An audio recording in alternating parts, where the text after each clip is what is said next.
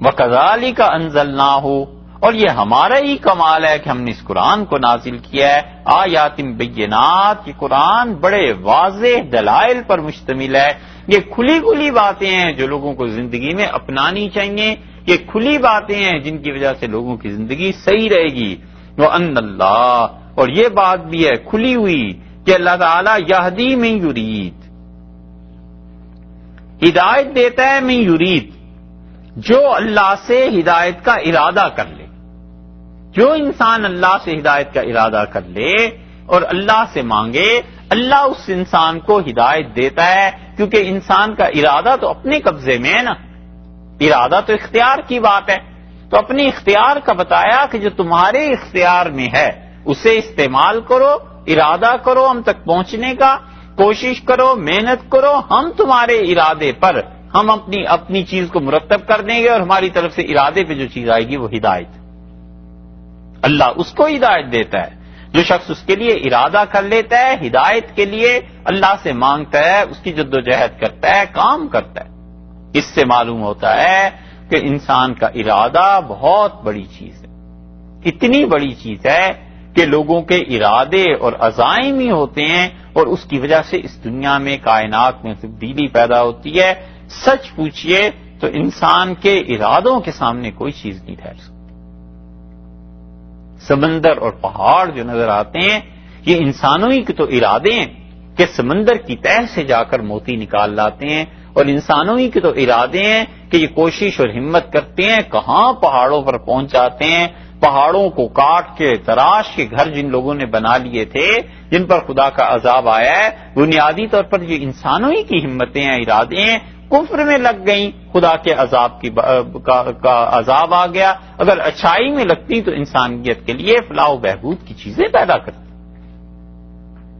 اس لیے آدمی جب ارادہ کرتا ہے اللہ اس کو دیکھتا ہے، اسی لیے اللہ نے فرمایا ہے کہ انسان سوچے کہ وہ کس چیز کی تمنا مجھ سے کرتا ہے، اور کیا ہم ہر انسان کو اس کی تمنا پر دے دیں؟ تمنا کرتا ہے، غلط باتوں کی تمنا نہ کرے، موت کی تمنا کیوں کرے؟ یہ تمنا کیوں نہ کرے کہ حالات بدل جائیں؟ یہ تمنا کیوں نہ رکھے کہ مشکل وقت گزر جائے؟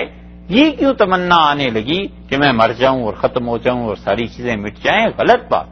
اللہ نے فرمایا ہم اس کو ہدایت دیتے ہیں جو ارادہ کرتا ہے ہدایت کا ایک۔ دوسری تفسیر اس کی یہ کی گئی ہے کہ وَأَنَّ اللَّهَ يَهْدِي، اور اللہ ہدایت دیتا ہے من یرید، جس کو وہ چاہتا ہے خود۔ اللہ سبحانہ و تعالی جس کو چاہتے ہیں اسے وہ ہدایت دے دیتے ہیں۔ تو یہ بات انتہا کی آ گئی تقدیر کی کہ آخر میں پہنچ کے پھر یہی ہوتا ہے کہ ہم جس کو چاہیں ہدایت دے دیں اور جس کو ہم چاہیں اس کو گمراہ کر دیں۔ یہ اللہ کی آخری مشیت کا فیصلہ ہے، اللہ کا، اس میں کسی کو دخل نہیں۔ ان الذین آمنوا، بلا شبہ وہ لوگ جو ایمان لائے۔ 6 مذاہب کا ذکر اللہ نے کیا ہے اس ایک آیت میں۔ سب سے پہلا مذہب ایمان والوں کا، مسلمانوں کا، اور فرمایا بلا شک و شبہ وہ لوگ جو ایمان لائے ہیں ایک، والذین ہادو، اور وہ لوگ جو یہودی ہوئے۔ یہ نہیں فرمایا کہ یہودی تھے، فرمایا ہادو، وہ یہودی ہوئے ہیں، منتقل ہوئے ہیں، مذہب کو تبدیل کیا ہے انہوں نے۔ پہلے مذہب دین تھا، اسلام تھا، ہادو وہ یہودی ہو گئے۔ 2 والسابئین، اور تیسرے وہ ہیں جو سابی ہیں۔ سابیوں کا تذکرہ بھی پہلے گزر چکا۔ کہتے ہیں کہ داؤد علیہ السلام کے پیروکار اور زبور کو مانتے تھے۔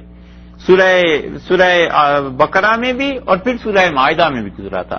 والنصارى اور عیسائی 4، ایمان والے 1، جو یہودی ہو گئے وہ 2، سابی 3، نصارہ 4، والمجوس، اور 5واں مذہب وہ لوگ جو مجوسی ہوئے، آتش پرست۔ اوستا کہتے ہیں، ان کے پاس ایک کتاب ہے، یہ اپنی کتاب کے متعلق ان کا دعویٰ ہے کہ اوستا جو ہے یہ خدا کی طرف سے نازل ہوئی تھی، اور زرتشت جو تھے ان کے بڑے تھے۔ ان کا دعویٰ یہ ہے کہ وہ اللہ تعالی کی طرف سے آئے تھے، اور اس مسیح علیہ السلام سے 500 سے 800 برس پہلے کے متعلق دعویٰ ہے کہ وہ آئے تھے۔ ایران میں، اور ایران اس وقت آذربائیجان اس کا حصہ تھا، ایران کا، تو کہتے تھے کہ ہاں آئے تھے زرتشت. اور ان کا عقیدہ ابتدا میں یہی تھا. پھر ان کے عقیدے میں ایک اور فرقہ انہی کا بن گیا، اور انہوں نے زرتشت کو خود ہی خدا قرار دے دیا. کچھ کا عقیدہ یہ تھا کہ یہ نبی تھے، ہدایت کے ساتھ آئے تھے، اور پھر انہوں نے اس میں سے جو چیزیں اب تک ہوئی ہیں وہ یہ کہ انہوں نے نمازیں کم کر دی. عبادت کرتے تھے آتش پرست پہلے، اب انہوں نے نمازیں کم کر دی. اور پہلے یہ اپنی مردہ کو، لاش کو دفن نہیں کرتے تھے، اوپن کسی بھی بلڈنگ میں اوپر رکھ دیتے تھے، جانور کھا جاتے تھے. اب ان کے ہاں ہمارے ملک میں تو طریقہ بدل گیا. بمبئی میں بہت ہوتے ہیں، ابھی بھی کرتے ہیں. اچھا، ہمارے یہاں طریقہ بدل گیا. یہ ہیں وہ، اور یہ دنیا کے بہت بڑے بڑے 6 مذاہب ہو گئے. 5 والذین اشرکوا، اور جنہوں نے شرک کیا اس میں تو پھر سارے ہی آ گئے، ہندوستان والے بھی آ گئے، اور دنیا میں جتنے بھی مذاہب شرک کرتے ہیں سارے آ گئے. اللہ نے کہا یہ 6 مذہب، ان اللہ یفصل بینہم، اللہ ان کے درمیان فیصلہ کر دے گا. یوم القیامت، قیامت کے دن اللہ یہ فیصلہ کر دے گا ان سب میں کہ کس نے کہاں پر خطا کی، کون حق پہ تھا، کون ناحق پہ تھے، کون اللہ کو راضی کرنے والا تھا، اور کہاں پہنچ کے اللہ کی ناراضگی شامل ہو گئی. ان 6 مذاہب کا فیصلہ ہمارے پاس ہو جائے گا. ان اللہ یفصل بینہم یوم القیامہ، قیامت کے دن خدا فیصلہ کرے گا. اس دنیا میں تم دلائل کی بنیاد پہ بات کر سکتے ہو، اس دنیا میں تم جو کچھ بھی کر سکتے ہو وہ وہی ہے کہ اللہ سے ہدایت مانگتے رہو. باقی اصل فیصلہ اب دنیا میں تم کرنے بیٹھ جاؤ یہ نہیں ہو سکتا. اس لیے مذہب کے اختلافات جہاں شروع ہو جاتے ہیں، باقی پیچھے آنے والوں کے لیے فیصلہ کرنا انتہائی دشوار ہو جاتا ہے. خود اس امت میں جتنے فرقے بن گئے ہیں، اور بڑی تقسیم اس میں 2 فرقوں کی، شیعہ اور سنی، کون فیصلہ کر سکتا ہے؟ کون کسی کو سمجھا سکتا ہے؟ وہ کہتے ہیں ہم حق پہ ہیں، ہم کہتے ہیں ہم حق پہ ہیں. اپنے متعلق یقین اور عقیدے کی بات ہے. اور اب ہم یہ چاہیں کہ یہ فرق مٹ جائے، یہ اختلافات ختم ہو جائیں اور پھر سے سارے لوگ ایک ہو جائیں، اب نہیں ہو سکتا. اللہ ہی قیامت میں اب فیصلہ کرے تو کرے. اور دعا یہی کرنی چاہیے کہ خدا نہ کرے کہ اس امت میں اب کوئی تیسرا فرقہ اور پیدا ہو جائے، اور پھر سب ڈویژنز جو ہیں آگے چل کے سنیوں کی شاخیں اور شیعہ کی شاخیں اور یہ چیزیں، وہ اس سے زیادہ مصیبت ہے. اسی طرح یہ چیزیں ہیں کہ یہاں پر 6 مذاہب تھے. اللہ نے فرمایا جس چیز پہ تمہیں لگا دیا ہے بس اسلام کے لیے اس وحی کے مطابق کام کرتے رہو. وہی فیصلہ کرے گی کہ کون حق پہ اور کون باطل پہ. اور آخری وحی چونکہ رسول اللہ صلی اللہ علیہ وسلم پر آئی ہے تو آخری وحی نے ثابت کر دیا کہ پچھلی وحی میں کیا گڑبڑ ہوئی تھی، کیا چیزیں سچی. ان اللہ علی کل شیء شہید، اور اللہ تعالی ہر چیز پر گواہ ہے، ہر چیز اس کے سامنے. وہ ان ساری چیزوں کو جانتا ہے، وہ سب لوگوں کے عقائد کو دیکھتا ہے، اس کی گواہی ہے، اور اس کی گواہی سے یہ فیصلے قیامت میں ہو جائیں گے. الم ترى، یہ ہے اللہ کی توحید پہ دوسری عقلی دلیل. اور ان 5 مذاہب میں اللہ کے ساتھ شرک کسی نہ کسی صورت میں شامل تھا. صرف ایک دین اسلام ہے جس میں شرک شامل نہیں. یہودیوں میں، عیسائیوں میں، مجوسیوں میں، سابعین میں، ہر ایک میں شرک ہے. اللہ بار بار جو توحید کا ذکر کرتا ہے نا، یہ بہت بڑی نعمت ہے جو خدا نے اس دین میں رکھی ہے. اسی لیے اللہ تعالیٰ نے اب دوسری دلیل دی اپنی توحید کی، اور فرمایا الم ترى ان اللہ، کیا تم نے غور نہیں کیا؟ تم نے کبھی سوچا نہیں؟ تم نے کبھی دیکھا نہیں؟ رویت جو ہے دیکھنا، یہ ہمیشہ آنکھوں سے دیکھنے کے معنی میں نہیں آتی، کبھی کبھی غور اور فکر کے معنی میں بھی آتے.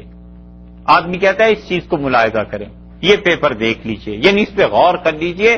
الم ترى ان اللہ، کیا لوگوں نے اس بات پر غور نہیں کیا کہ اللہ ہی ہے یسجد لہ، اس کے لیے سجدہ کرتے ہیں من فی السماوات، جو بھی آسمانوں میں، ومن فی الارض، اور جو کوئی بھی زمینوں میں، جو کوئی زمین میں ہے، یہ سب سجدہ کرتے ہیں اللہ کو۔ سجدہ کرنے سے مراد مفسرین کہتے ہیں کہ یہاں وہ سجدہ نہیں ہے جو عبادت کا سجدہ ہے، یہاں مراد یہ ہے کہ یہ سب کے سب اللہ کے مطیع اور اللہ نے جس لائن پہ لگا رکھا ہے اس لائن پہ چل رہے ہیں۔ مثلا اللہ نے انسانوں کی آنکھوں کو اس کام پہ لگا رکھا ہے کہ وہ دیکھیں، تو وہ کافر کی آنکھ بھی دیکھتی ہے، مومن کی آنکھ بھی دیکھتی ہے، یہ ہے خدا کی فرما برداری اور خدا کی اطاعت۔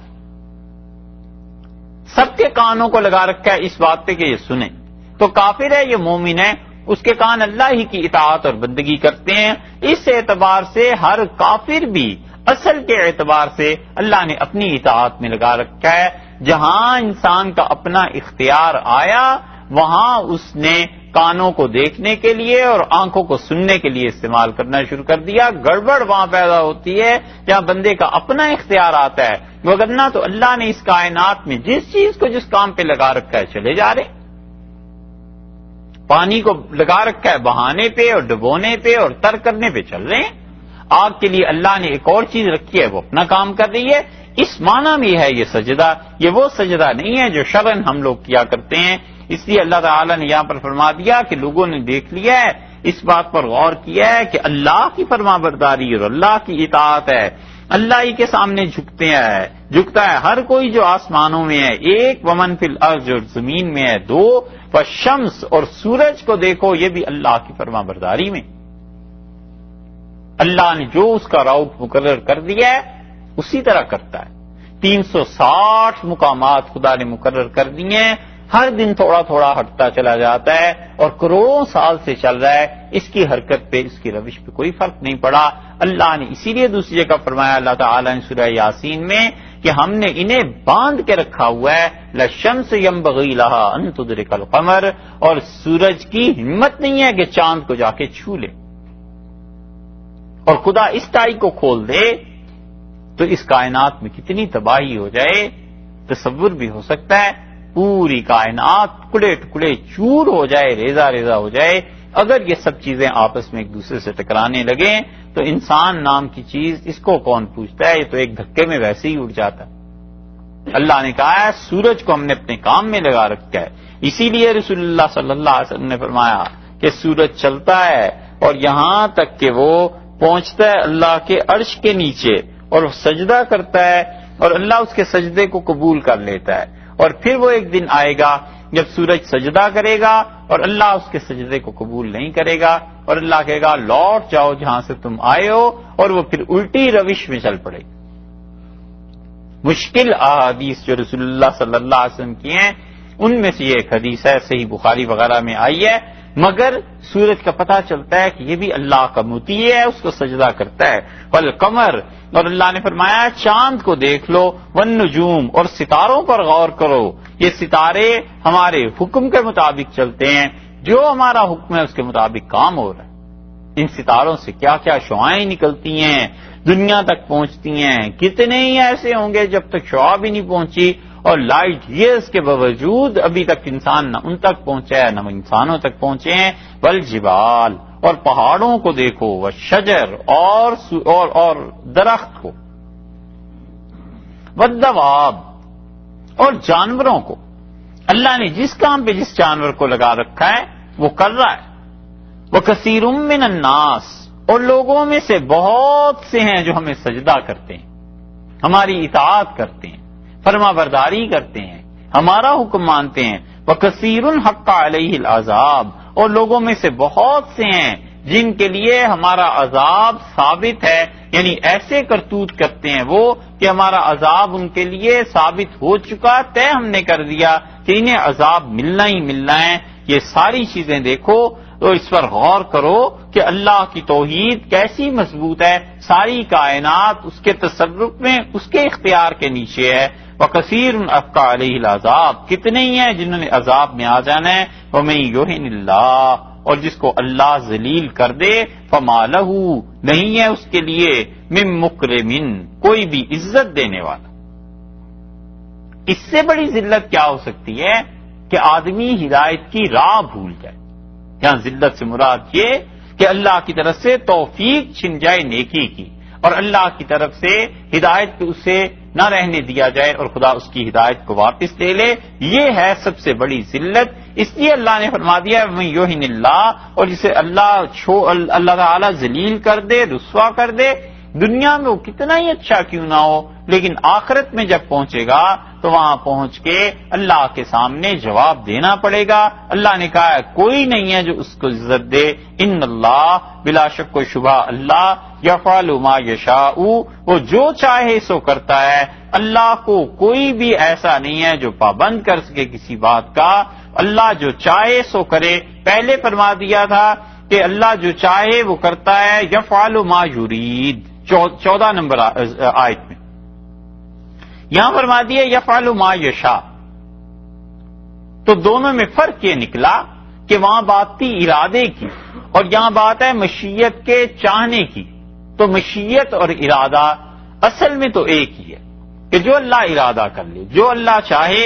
ان الفاظ کے فرق کی وجہ سے علم کلام والوں نے بحث کی ہے، لیکن وہ بحث ساری فلسفے پہ مشتمل ہے، اس کا کچھ فائدہ نہیں۔ تو اللہ تعالی نے بتایا کہ جو ہماری مشیت ہے، جو ہم چاہتے ہیں وہی ہوتا ہے، اور اس کائنات میں جیسے ہم چاہیں تصرف کرتے ہیں۔ اس ساری آیت کا خلاصہ یہ نکلا کہ اللہ تعالی کی قوت اور طاقت اس کائنات پر قائم ہے، کوئی ایسا نہیں ہے جو اللہ کو چیلنج کر سکے اللہ کی اس خدائی میں اس کے ساتھ کوئی اور شریک ہو۔ یہ ہے وہ آیت جس کی وجہ سے سجدہ واجب ہوتا ہے۔ اور قرآن کریم میں کتنے سجدے ہیں اس پہ فقہا کا اختلاف دو چیزوں میں۔ ایک تو اختلاف اس بات پر ہے کہ قرآن کریم میں کل سجدے کتنے ہیں، اور ایک اختلاف فقہا کا اس بات پہ ہے کہ کس کس مقام پر سجدے ہیں۔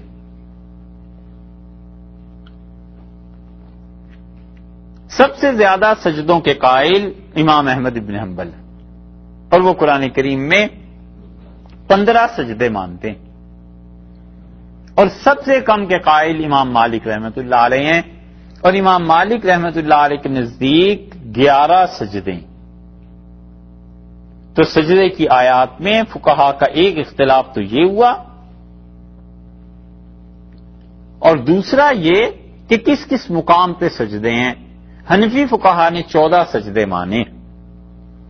امام مالک رحمۃ اللہ علیہ کہتے ہیں اپنی موطا میں کہ حضرت عمر رضی اللہ عنہ نے جمعے کے دن ممبر پہ یہ سورت پڑھی، سورہ حج، اور سجدے کی آیت تلاوت کی، اور مسلمانوں نے بھی ان کے ساتھ سجدہ کیا۔ اور ایک روایت میں آتا ہے کہ سیدنا عمر رضی اللہ عنہ نے یہ سورہ حج پڑھی اور انہوں نے کہا اللہ نے اس سورت کو فضیلت دی ہے 2 سجدوں کی وجہ سے، ایک یہ سجدہ ہے، ایک اس کے آخر پہ آ رہا ہے۔ اور پھر دوسرے جمعے کو حضرت عمر رضی اللہ عنہ نے اسی سورت کو جب پڑھا اور مسلمانوں نے چاہا کہ سجدہ کریں تو حضرت عمر رضی اللہ عنہ نے کہا اپنی جگہ پر بیٹھے رہو، اللہ نے اس سجدے کو فرض قرار نہیں دیا، ہم چاہیں تو کر لیں اور چاہیں تو نہ کریں۔ اور حضرت عمر رضی اللہ عنہ نے سجدہ نہیں کیا اور لوگوں نے بھی نہیں کیا۔ اس کا مطلب یہ ہے کہ قرآن پاک میں کچھ سجدے ایسے ہیں جو لوگوں کے لیے مستحب ہیں، کر لیں تو اچھا ہے، نہ کریں تو کوئی حرج نہیں۔ اسی لیے یہ مالکی فقہا لکھتے ہیں بعض اوقات کہ لیست من العزائم، اس سجدے کا کرنا ضروری نہیں ہے، اور ہمارے نزدیک اصل میں کوئی بھی سجدہ ایسا نہیں ہے جس کا کرنا ضروری نہیں۔ ہم کہتے ہیں 14 جگہ پہ ثابت ہے اور 14 ہی جگہ پہ سجدہ کرنا یہ واجب ہے۔ ہاں ایک بات بعض حنفی فقہا کہتے ہیں، وہ کہتے ہیں کہ جہاں امام شافعی یا امام احمد ابن حنبل رحمۃ اللہ علیہ وغیرہ سجدے کو ضروری قرار دیتے ہیں، وہاں ہم بھی اگر کر لیں تو اچھا ہے، تاکہ ساری عبادت پر عمل ہو جائے، اور اگر نہ کوئی کرے تو اس کی مرضی۔ مگر خود حنفی فقہا 14 کو واجب قرار دیتے ہیں، وہ 14 کے 14 مقامات ایسے ہیں کہ وہ کسی کے لیے بھی یہ نہیں کہتے کہ یہاں پہ ضروری نہیں، وہ کہتے ہیں ان سب پہ ضروری ہے۔ اور اسی لیے امام مالک رحمۃ اللہ علیہ نے موطا میں جو چیزیں نقل کی ہیں اور بعد کے مالکی فقہا نے وہ 11 مقامات لکھے ہیں۔ حضرت عبداللہ ابن عمر رضی اللہ عنہ کی روایت بھی آتی ہے کہ انہوں نے کہا یہ سجدہ کرنا ہر اس شخص کے لیے ضروری ہے جو سجدے کی آیات کو سنتا ہے. اور امام مالک رحمۃ اللہ علیہ وہ 11 سجدوں کے اس طرح قائل ہیں کہ سورہ حجرات کے بعد 26ویں پارے کے بعد جتنے سجدے ہیں وہ اس کے قائل نہیں. سورہ نجم میں سجدہ آتا ہے اور اس کے بعد سورہ شقاق میں سجدہ آتا ہے، اس کے وہ قائل نہیں. اور بالکل آخر پہ پہنچ کے آخری سجدہ سورہ علق میں آتا ہے، اقرأ بسم ربک الذی خلق، اس کے آخر پہ آتا ہے. امام مالک رحمۃ اللہ علیہ ان 3 سجدوں کے قائل نہیں ہیں، اور یہی اختلاف ہے کہ ہم ان 3 سجدوں کو جب مانتے ہیں اور پھر ان کو ملاتے ہیں تو 14 بن جاتے ہیں، اور اس سے پیچھے جو 11 ہیں اس کے امام مالک رحمۃ اللہ علیہ قائل ہیں سورہ اعراف سے لے کے آخر تک، تو وہ 11 سجدے مانتے ہیں. ہم چونکہ آخری 3 بھی مانتے ہیں اس لیے 14 ہو گئے. اور حنفی اور شافعی فقہا میں اختلاف یہ ہے کہ سورہ صاد میں جو سجدہ آتا ہے 23ویں پارے میں ہیں دونوں کے نزدیک 14. امام مالک رحمۃ اللہ علیہ کے نزدیک تو 11 ہو گئی اور امام شافعی رحمۃ اللہ علیہ کے نزدیک بھی 14 ہیں.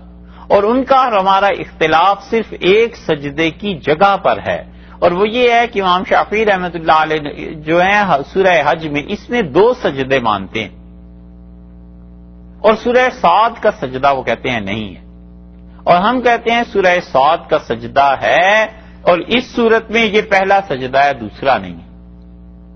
تو ہمارے نزدیک اس میں 1 ہو گیا، ان کے نزدیک 2 ہو گئے، اور وہ کمی جو تھی وہ آگے جا کے نکل گئی سورہ صاد میں.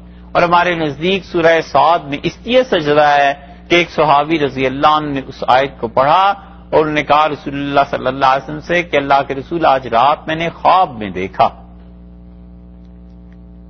کہ میں نے جب یہ سورت پڑھی تو ایک روایت میں آتا ہے کہ انہوں نے کہا درخت نے سجدہ کیا اللہ کو اس آیت پہ پہنچ کے میں نے خواب میں دیکھا. اور ایک جگہ آتا ہے کہ انہوں نے کہا قلم اور دوات یہ جو لکھنے کے لیے استعمال ہوتے ہیں انہوں نے اللہ کے لیے سجدہ کیا.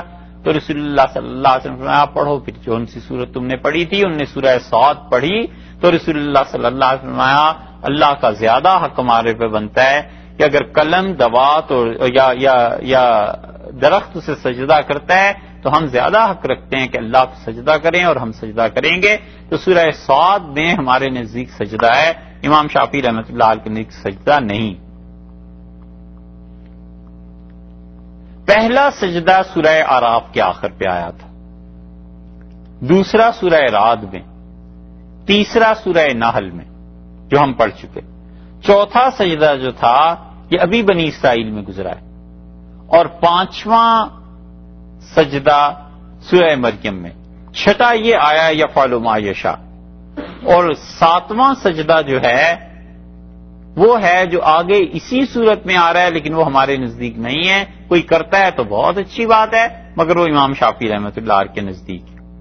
اس کو اگر آپ 7واں شمار نہ کریں تو وہ حنفی فقہ کے مطابق ہے، کر لیں تو امام شافعی رحمۃ اللہ علیہ کے قائل ہیں 7واں وہ. 8واں سجدہ الفرقان میں آ جائے گا، اور 9واں سجدہ جو ہے وہ سورہ نمل میں ہے، وہ بھی انشاءاللہ اس مرتبہ آ جائے گی. اور 10واں سجدہ سورہ سجدہ میں ہے، اور 11واں سجدہ وہی سورہ صاد کا ہے جسے ہم مانتے ہیں اور شافیوں کے نزدیک نہیں ہے رحمہم اللہ. اور 12واں سجدہ وہ ہے جو سورہ حامیم السجدہ میں ہے، اور 13واں سجدہ ہمارے نزدیک سورہ نجم میں.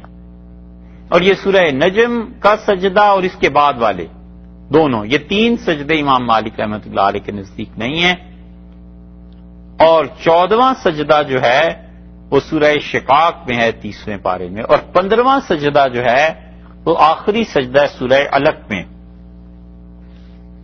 اس لیے بعض کا خیال یہی ہے کہ 15 سجدوں کی تعلیم رسول اللہ صلی اللہ علیہ وسلم نے دی ہے، اور ہمارے ہاں ابن حمام رحمۃ اللہ علیہ نے فتح القدیر جو فقہ کی کتاب ہے ہدایہ کی شرح ہے، انہوں نے ان 15 سجدوں پر بحث کی ہے، اور انہوں نے سب سے بڑی دلیل جو دی ہے ان 14 سجدوں کی اور جو واقعی ہے وہ کہتے ہیں حضرت ابی ابن کعب رضی اللہ عنہ، جن کے متعلق رسول اللہ صلی اللہ علیہ وسلم نے فرمایا کہ میری امت میں سب سے اچھا قاری یہ ہے، انہوں نے یہ 14 سجدے متعین کیے تھے اور سورہ حج کا یہ پہلا سجدہ انہوں نے متعین کیا تھا. اور وہ کہتے ہیں ہماری سند چونکہ حضرت عبداللہ ابن مسعود اور حضرت ابی ابن کعب رضی اللہ عنہ تک پہنچتی ہے، اس لیے ہم ان 14 سجدوں کے قائل ہیں. اور ایک چیز یہ بھی ہے کہ اس سورہ حج کا جو دوسرا سجدہ ہے اس میں رکوع اور سجدہ دونوں کا ذکر اللہ نے اکٹھے کیا، اور حنفی فقہا کہتے ہیں کہ جہاں بھی قرآن میں رکوع اور سجدہ دونوں اکٹھے آتے ہیں اس سے مراد نماز کا سجدہ ہوتا ہے، یہ سجدہ تلاوت نہیں ہوتا. اس لیے یہ ہمارے نزدیک چونکہ مسلسل چلا آ رہا ہے اوپر سے کہ ہماری سند میں 14 سجدے آ رہے ہیں، تو حنفیوں کے ہاں یہ دلیل ہے. تو یہاں پر سجدہ ہے جس کا کرنا واجب ہے، اور سجدے کے لیے وضو کا ہونا بھی ضروری ہے. سجدے کے احکامات جب سورہ اعراف میں آئے تھے اس وقت اس کے مسائل بیان کر دیے تھے. اب یہاں پر دیکھیے 2 گروہ ہو گئے. ایک گروہ وہ ہو گیا جس کو اللہ نے جنت کی بشارت دی تھی آیت نمبر 14 میں، اور اللہ تعالی نے فرمایا تھا کہ جو ایمان لائے انہوں نے نیک عمل کیے اللہ انہیں داخل کرے گا جنت میں. اور دوسرا گروہ وہ ہو گیا جو لوگ مسلمانوں کے علاوہ تھے کافر یا جہنم میں جانے والے، اور ان میں سے 5 مذاہب بھی شامل ہو گئے جو اللہ کے ساتھ شرک کرنے والے تھے. اللہ نے یہاں پر صاف بات فرما دی، اللہ نے کہا ہذان خصمان، اور یہ 2 مدعی ہیں، 2 جھگڑا کرنے والے ہیں. ان دونوں کا دعویٰ ہے کہ ہم سچے ہیں. ایک وہ جو مسلمان ہیں اور اللہ تعالی کے ساتھ جن کا تعلق ہے، اور ایک وہ جو اللہ کے ساتھ شرک کرتے ہیں. یہ 2 دعوے دار ہیں اس چیز کے. ہذان خصمان اختصموا، یہ 2 گروہ ہیں جنہوں نے جھگڑا کیا فی ربہم، اپنے پروردگار کے معاملے میں، اپنے رب کے معاملے میں. فالذین کفروا، پس جو ان میں سے ایک گروہ کافر ہے، اللہ کا انکار کرتا ہے، اللہ تعالی کی صفات میں کسی کو شریک کرتا ہے، سرے سے اللہ ہی کا قائل نہیں اور منکر ہے. اللہ نے فرمایا ہے کہ جو بھی کافر ہے قطعت لہم ثیاب من نار، اس کے لیے کپڑے قطعت کاٹے جائیں گے، بیونتے جائیں گے، من نار آگ کے کپڑے انہیں پہنائے جائیں گے، یصب اور ڈالا جائے گا من فوق رؤوسہم ان کے سروں کے اوپر سے الحمیم کھولتا ہوا پانی. جہنم کے جو عذاب ہیں ان کی تشریح ذرا سی اللہ نے یہاں پہ فرما دی، اور اللہ نے کہا کھولتا ہوا پانی ان کے سروں پر ڈالیں گے، اور اس کھولتے ہوئے پانی کا اثر یہ ہوگا کہ یسحر نچڑ جائے گا، وہ پانی ان کے جسم سے نچوڑ دے گا. معافی بطونہم، جو کچھ ان کے پیٹ میں ہوگا آنتیں ان کی کٹ جائیں گی. والجلود، اور اسی طرح ان کی کھال جل جائے گی اس گرم پانی سے جو ان کے سر پہ ڈالا جائے گا. یہاں پر بھی اللہ نے کہا ہے، اور آگے چل کے اللہ تعالی نے فرمایا ہے کہ ہم اسے کہیں گے کہ اس پانی کو چکھ، انک انت العزیز الکریم. دنیا میں تو کہتا تھا میرا بڑا غلبہ ہے اور میں بہت عزت والا ہوں، اب تمہیں پتا چلا اس عزت کا. اسی لیے یہاں پر فرمایا ہے کہ ان کے سروں پہ ڈالا جائے گا، کیونکہ سر میں دماغ ہے نا، جب یہاں خرابی پیدا ہوتی ہے تو پھر انسان کے اعمال بگڑتے ہیں. حضرت عمر رضی اللہ عنہ کے پاس ایک آدمی آیا اور اس نے چوری کی، تو حضرت عمر رضی اللہ عنہ نے حد جاری کی. تو اس نے کہا امیر المومنین میں نے چوری نہیں کی. حضرت عمر رضی اللہ عنہ نے کہا یہ گواہیاں یہ سب چیزیں، اس نے کہا میں مانتا ہوں یہ چیز میں نے چرائی تھی، لیکن اصل میں تو اللہ نے چوری کی ہے، کیونکہ اس دنیا میں کوئی کام اللہ کی مرضی کے بغیر ہوتا ہی نہیں. تو حضرت عمر رضی اللہ عنہ نے اس کے سر پہ کوڑے مارے، درا مارا، اور فرمایا جب یہاں بگاڑ آتا ہے نا تو پھر یہ بولتی ہے، یعنی زبان سے پھر ایسے جملے نکلتے ہیں. اور فرمایا اس کا ہاتھ کاٹو، اور یہ بھی اللہ ہی کرنے والا ہے، اور جو میں نے مارا تھا وہ بھی اللہ ہی نے کیا تھا، اللہ ہی کی طرف سے تھا.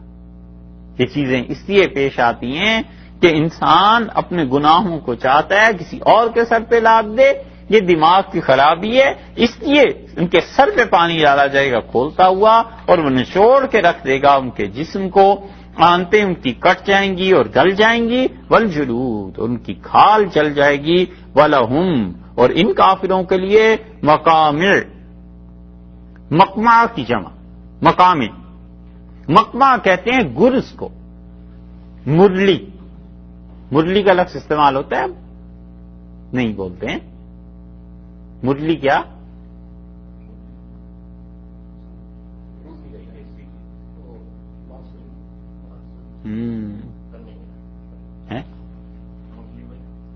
ہاں، اب مرلی بانسری کو کہتے ہیں۔ پچھلی بہت قدیم میں اردو میں مرلی کہتے تھے جو جنگ میں گرز رکھتے تھے، بڑے بڑے لمبے ڈنڈے لوہے کے، اور وہ مارتے تھے دوسروں کے سر پہ، سر پھٹ جاتا تھا۔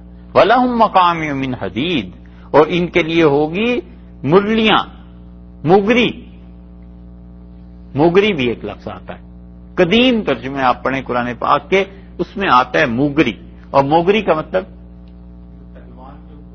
ہاں یہ وہ پہلوانوں کے پاس ہوتے ہیں نا، جس سے وہ اپنے مسل بناتے ہیں، جی گرز، وہ ہے مقام، صحیح ترجمہ اس کا وہی ہے گرز، اور صحیح ترجمہ اس کا وہی ہے موگری۔ وَلَهُمْ مقام، اور ایسے فرشتے وہ مقمے اٹھائے ہوئے ہوں گے، گرز اٹھائے ہوئے ہوں گے، من حدید، لوہے کے، اور وہ ماریں گے انہیں، کلما ارادو، اور جب بھی یہ ارادہ کریں گے، ان یخرجوا منہا، کہ اس جہنم سے وہ نکلیں، من غم، من اس جہنم کی گھٹن سے وہ آزاد ہو۔ غم کہتے ہیں گھٹنے کو، غم کہتے ہیں کسی چیز کے چھا جانے کو، غمہ وہ چیز چھا گئی، غمام بادل، کیونکہ وہ بھی آسمان پر چھا جاتے ہیں نا، اور بادل چھپا لیتا ہے آسمان کو، اس لیے اس پر اطلاق ہوتا ہے۔ اور غم کو غم بھی اس لیے کہتے ہیں کہ انسان کی طبیعت گھٹ جاتی ہے، دل پہ کسی چیز کا غبار چڑھ جاتا ہے۔ اللہ نے فرمایا جب وہ جہنم کی اس گھٹن سے نکلنا چاہیں گے، اعیدوا فیہا، فرشتے انہیں پھر جہنم میں پھینکیں گے، وذوقوا، اور فرشتے کہیں گے چکھو عذاب الحریق، یہ ہے جلن کا مزہ، یہ ہے جلن کا عذاب جو تمہیں دیا جا رہا ہے۔ یہ پہلا گروہ ہے جو اللہ کے نافرمان تھے، اور اللہ کی نافرمانی، وہ کفر پہ ہی ان کی موت واقع ہو گئی۔ اللہ نے کہا ہے جہنم میں انہیں اتنا شدید عذاب دیا جائے گا، یہ نکلنا بھی چاہیں گے تو کوئی نکلنے نہیں دے گا، مار پڑے گی ایک سے ایک، اور ان کے ساتھ یہ ہوگا کہ ان کو جلن کی تکلیف دی جائے گی۔ ایک گروہ ہو گیا۔ اب آیا دوسرا گروہ، ان اللہ یدخل الذین آمنوا، اور بلا شک و شبہ اللہ داخل کرے گا۔ وہاں تو آیا تھا کہ فالذین کفروا قطعت لهم ثیاب من نار، اس سے پچھلی آیت میں یہ آیا تھا نا 19 نمبر میں، کہ ان کے لیے کاٹے جائیں گے کپڑے آگ سے، آگ کی شلوار، آگ کی قمیص۔ اور یہاں آیا ہے اللہ داخل کرے گا ایمان والوں کو، اور جنہوں نے نیک عمل کیے، جنات باغات میں، تجری من تحتها الانہار، جن میں دریا بہ رہے ہوں گے۔ اس کا مطلب ہے بڑے بڑے قطعے، بڑے بڑے ٹکڑے اللہ جنتیوں کو دے گا، کیونکہ دریا بہ رہے ہوں گے نا، تو دریا جو ہے وہ کوئی 10-20 ایکڑ میں تھوڑا ہی بہتا ہے، دریا کے لیے تو خود کتنی جگہ چاہیے، تو اللہ تعالیٰ کھلے کھلے وسیع رقبے لوگوں کو دے گا۔ اور اس کے بعد کیا ہوگا، یحلون فیہا، اور اس میں پہنائے جائیں گے یہ لوگ جو اللہ کے اچھے بندے ہیں، من اساور من ذہب، اور اللہ انہیں کنگن پہنائے گا سونے کے، ولؤلؤا، اور موتی کے کنگن خدا انہیں دے گا۔ کیونکہ کسی نوکر سے بادشاہ پچھلے زمانوں میں جب خوش ہوتے تھے تو اسے کنگن پہناتے تھے، اسے بہت خوبصورت زیور دیتے تھے، مردوں کے لیے بھی کنگن پہناتے تھے۔ سید صاحب رحمۃ اللہ علیہ کی تحریک بالا کوٹ میں جب ان لوگوں کی شہادت ہوئی تو اس وقت رنجیت سنگھ نے جو لوگ واپس آئے سکھ انہیں فتح کر کے بظاہر انہیں کنگن دیے سونے کے اس خوشی میں، یہ ساری چیزیں تاریخ میں آتی ہیں۔ تو کنگن پہنائے گا اللہ انہیں سونے کے، 3 قسم کے کنگن ہیں جن کا ذکر اللہ نے کیا ہے. 25ویں پارے میں اللہ نے فرمایا چاندی کے کنگن پہنائیں گے. یہاں فرمایا ہے سونے کے اور اس کے ساتھ ولؤلؤا. اور اللہ نے فرمایا ہے ایسے خوبصورت قیمتی پتھر کے لؤلؤ جو ہے یہ اب بھی استعمال ہوتا ہے پتھروں کے لیے، لیکن یہ اس میں جامد ہے، یعنی اس سے مزید الفاظ نہیں بنتے. ایسا لفظ ہے جو بس ایک ہی ہے، اپنی جگہ پر ختم ہو گیا ہے، لیکن استعمال ہوتا ہے اس پتھر کے لیے جو بڑا قیمتی پتھر ہے. اللہ نے فرمایا یہ ہم انہیں کنگن پہنائیں گے. وَلِبَاسُهُمْ، اور ان کا لباس فیہا حریر، اس جنت میں حریر، وہ ایسا لباس ہوگا جو خالص ریشم پہ مبنی ہوگا. یہ حریر بھی اس میں جامد ہے. اور کپڑا جو ان کے لیے کاٹا جائے گا جہنمیوں کے لیے آگ اس سے بنائیں گے، اور ایمان والوں کے لیے اللہ نے فرمایا وہ ایسی خوبصورت چیز ہے کہ ریشم کے کپڑے ہم انہیں پہنائیں گے. یہ چیزیں انہیں دی جائیں گی. اور 3 طرح کے کنگن، موتی کے بھی، سونے کے بھی، اور اس کے ساتھ ساتھ چاندی کے. یہ اللہ ان کی خدمت سے خوش ہوگا تو اللہ اپنے نوکروں کو، اللہ اپنے خادموں کو جنت میں یہ چیزیں عنایت فرمائے گا. مسکن کا ذکر کیا، جنت دے دے گا. گھروں کا ذکر کیا، فرمایا گھر دے دیں گے جنت کے. اور اسی لیے رسول اللہ صلی اللہ علیہ وسلم نے فرمایا تھا کہ دنیا میں تمہارے لیے یہ دونوں چیزیں ناجائز ہیں اور آخرت میں تمہارے لیے جائز ہیں، ریشم بھی اور سونا بھی. حدیث میں آیا ہے صحیح بخاری میں کہ حضرت حذیفہ رضی اللہ عنہ مدائن میں تھے اور انہوں نے پانی مانگا پینے کے لیے. تو ایک دیہات میں تھے، وہ دیہاتی آدمی ان کے لیے پانی لے کے آیا چاندی کے برتن میں. تو حضرت حذیفہ رضی اللہ عنہ سے پھینک دیا اور نے کہا میں نے اسے منع بھی کیا ہے کہ چاندی کے برتنوں میں پانی نہ پلایا کرو، مگر یہ لوگ مانتے نہیں ہیں اس بات کو. اور انہوں نے کہا رسول اللہ صلی اللہ علیہ وسلم نے فرمایا تھا کہ سونا اور چاندی اور ریشم اور اچھے کپڑے دیبا کے، آپ نے فرمایا تھا یہ دنیا میں جو کچھ کافر پہنتے ہیں آخرت میں اللہ ایمان والوں کو دے گا. تمہارے لیے آخرت میں یہ چیزیں جائز. ایک جنت کا انعام اور دوسرا انعام یہ فرما دیا ریشم کا لباس. اور اسی طرح ایک اور انعام بھی کہ یہ جنت میں زیورات پہنائے جائیں گے. حضرت ابو ہریرہ رضی اللہ عنہ کے پیچھے ایک صاحب کھڑے تھے. حدیث میں آتا ہے صحیح مسلم میں کہ حضرت ابو ہریرہ رضی اللہ عنہ وضو کر رہے تھے اور ابو حازم جو ان کے شاگرد تھے وہ یہ روایت بیان کرتے ہیں. وہ کہتے ہیں حضرت ابو ہریرہ رضی اللہ عنہ نے وضو فرمایا اور وضو میں نے انہیں دیکھا کہ انہوں نے اپنے بازو دھوئے پورے کے پورے کوہنی سے بھی اوپر. تو میں نے ان سے کہا کہ یہ کیسا وضو ہے؟ تو اسے ابو ہریرہ رضی اللہ عنہ کو نہیں پتا تھا کہ میں دیکھ رہا ہوں. تو انہوں نے مجھے مڑ کے دیکھا اور خالص عربوں کا محاورہ استعمال کیا جو کسی کو ڈانٹنے کے لیے کرتے ہیں. ہمارے ہاں بولتے ہیں نا گدھے، یہ کیا کر رہے ہو؟ اور عربوں کے ہاں کہتے ہیں چوزے. تو اس سے ابو ہریرہ رضی اللہ عنہ ارے مرغی کے بچے تو بھی دیکھ رہا ہے، وہ چوزے تو کدھر کھڑا ہے؟ تو اس نے کہا میں دیکھ رہا تھا کہ آپ وضو کیسے کرتے ہیں. تو انہوں نے کہا اگر مجھے پتا ہوتا کہ تم یہاں کھڑے ہو تو میں ایسا وضو نہ کرتا. یہ دلیل ہے اس کی کہ ہر بات ہر ایک کو بتانے کی بھی قابل نہیں ہوتی. تو انہوں نے کہا اگر مجھے پتا ہوتا کہ چوزے تو دیکھ رہا ہے تو میں کبھی وضو نہ کرتا ایسا. اور انہوں نے کہا رسول اللہ صلی اللہ علیہ وسلم نے فرمایا تھا کہ قیامت میں تمہارے وہ اعضاء چمکدار ہوں گے جو تم وضو کرتے تھے، اور جہاں تک وضو کا پانی پہنچتا تھا اللہ تمہیں اس حد تک کی کنگن پہنا دے گا. تو اس لیے ابو ہریرہ جب وضو کرتا ہے تو اپنے بازو کو اوپر تک دھو لیتا ہے اور اپنے پاؤں کو بھی اچھی طرح اوپر پنڈلی تک دھو لیتا ہے تاکہ قیامت میں اللہ ان سب میں زیورات پہنا دے. اس سے معلوم ہوتا ہے کہ رسول اللہ صلی اللہ علیہ وسلم نے ان لوگوں کو یہ بات بتائی تھی. اور رسول اللہ صلی اللہ علیہ وسلم نے دنیا میں بھی ایک کے متعلق فرمایا تھا، اس کے سراقہ رضی اللہ عنہ کے متعلق، جب وہ رسول اللہ صلی اللہ علیہ وسلم کا پیچھا کر رہے تھے ہجرت کے سفر میں تو حضرت بکر رضی اللہ عنہ بھی ساتھ تھے اور سراقہ کی نظر پڑ گئی. بہت اچھے گھوڑے کو دوڑانے والے تھے اور حضرت بکر رضی اللہ عنہ نے کہا اللہ کے رسول یہ آ گیا. اور رسول اللہ صلی اللہ علیہ وسلم کوئی خوف کی بات نہیں. پھر سراقہ اور آگے آ گئے اور پھر ان کے گھوڑے کے پاؤں ریت میں دھنس گئے. تو انہوں نے چیخے اور کہا کہ آپ اللہ سے دعا کر دیں کہ میرا گھوڑا اگر سلامت رہے میں آپ کا پیچھا نہیں کروں. تو رسول اللہ صلی اللہ علیہ وسلم نے دعا کی اور پھر وہ گھوڑا اس کے پاؤں باہر نکل آئے. پھر انہوں نے دوڑایا اسی نیت سے کہ رسول اللہ صلی اللہ علیہ وسلم کو پکڑیں. اور سراقہ رضی اللہ عنہ کو پتا تھا کہ ابو جہل نے 100 اونٹوں کا انعام مقرر کیا ہے. تو سراقہ جب دوسری مرتبہ یہ کرنے لگے تو رسول اللہ صلی اللہ علیہ وسلم نے بددعا دی. ان کے ساتھ یہی ہوا.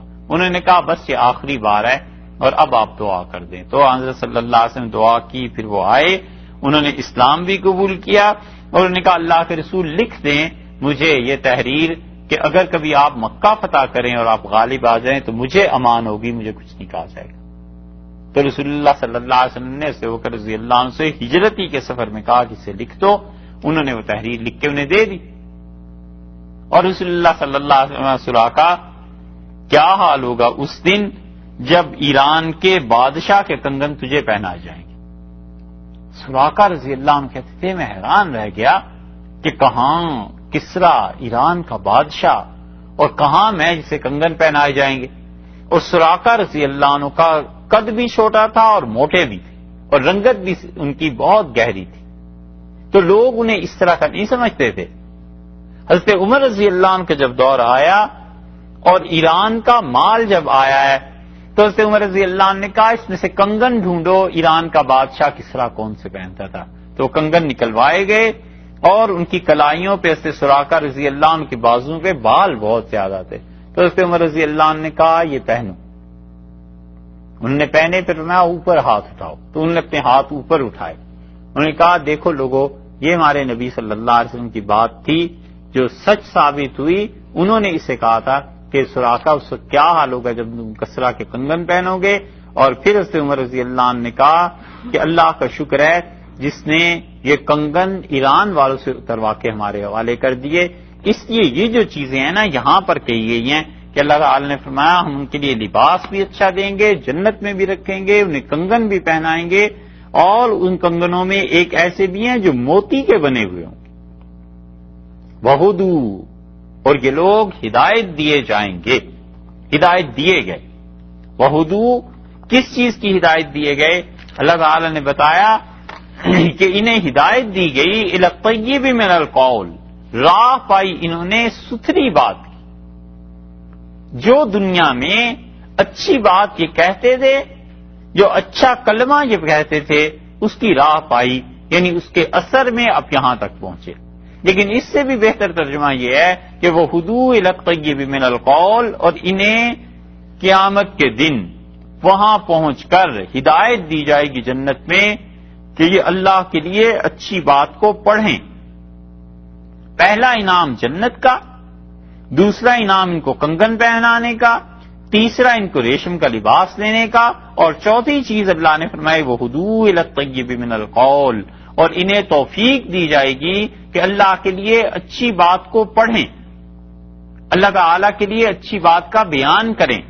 اور ظاہر ہے کہ اللہ کے لیے سب سے اچھا جملہ جو جنت میں یہ پڑھیں گے وہ لا الہ الا اللہ ہے. الطیب من القول کے الفاظ کو اگر آپ دیکھیں تو یہ وہی چیز ہے جو ہم بچپن میں پڑھتے آئے ہیں کہ پہلا کلمہ کہتے تھے طیب ہے یعنی پاک ہے, اور کلمہ طیب کا مطلب یہ ہے کہ لا الہ الا اللہ. اللہ نے فرمایا جنت میں انہیں تلقین کی جائے گی یہ اللہ کے لیے پاک کلمہ پڑھیں گے, اور پاک کلمہ یعنی لا الہ الا اللہ. اور دوسری چیز وہ ہدو الی صراط الحمید, اور اس کے ساتھ ساتھ انہوں نے راہ پائی ہے اس پروردگار کی جس کے لیے ساری خوبیاں, ساری کی ساری تعریفیں اللہ کے لیے, اس کی راہ ان لوگوں کو ملی.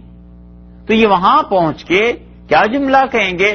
ایک تو لا الہ الا اللہ, دوسرے اللہ کی تعریف کریں گے الحمدللہ, تیسری چیز وہ ہے جو سورہ اعراف میں گزری کہ جب جنت میں پہنچیں گے تو کہیں گے الحمدللہ الذی ہدانا لہذا. اس اللہ کے لیے ساری تعریفیں ہیں جس نے فضل کر کے ہمیں جنت میں پہنچایا, مہربانی کی. وما کنا لنہتدی لولا ان ہدانا اللہ, اور ہم جنت میں پہنچ ہی نہیں سکتے تھے اگر خدا ہماری دستگیری نہ کرتا, خدا ہم پر فضل نہ فرماتا. تو اللہ تعالیٰ نے دو گروہوں کا ذکر کر دیا, ایک گروہ جو تھا اس کو 22 نمبر آیت پہ پورا کر دیا. شروع کیا تھا نا اس سے کہ ہاذان خصمان 19 نمبر آیت سے کہ یہ وہ دو گروہ ہیں جن دو گروہوں میں اختلاف ہوا کفر کا اور اسلام کا.